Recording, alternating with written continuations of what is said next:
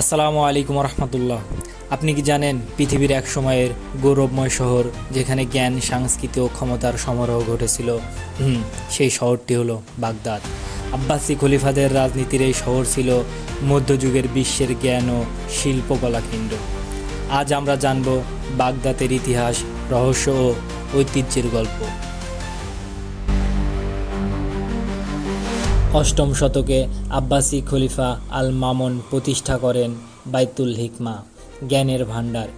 এখানে বিজ্ঞান, গণিত, চিকিৎসা, জ্যোতিষ ও দর্শন শাস্ত্রের অসাধারণ অগ্রগতি ঘটে। আল খোয়াজানি, আল রাজি ও অন্যান্য পণ্ডিতেরা এ সময় বাগদাদে গোলবার শিক্ষার কেন্দ্র বানিয়েছিলেন।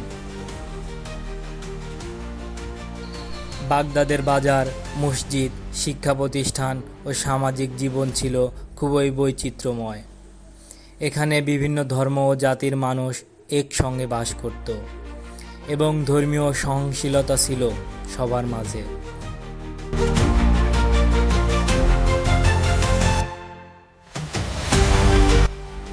বাগদাদের বিখ্যাত আলাদিন ও তার জাদুকারী ল্যাম্প এবং হাজার রাত্রির গল্প এখানে জন্ম নিয়েছিল।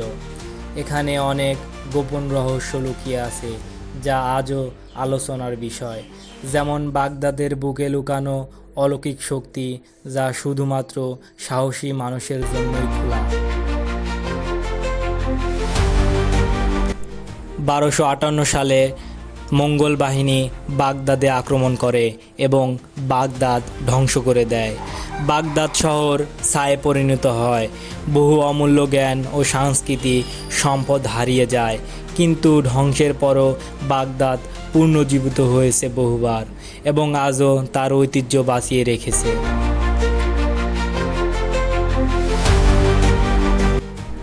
আধুনিক বাগদাদ এখন মধ্যপ্রাচ্যের গুরুত্বপূর্ণ সাংস্কৃতিক ও রাজনৈতিক কেন্দ্র। তার পুরনো ঐতিহ্য ও স্থাপনা আজও পর্যটকদের আকর্ষণ করে।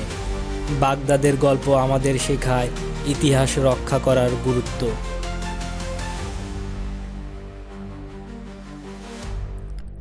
বাগদাদের গৌরবময় অতীত থেকে আমরা শিখতে পারি ইতিহাস ও সংস্কৃতির গুরুত্ব।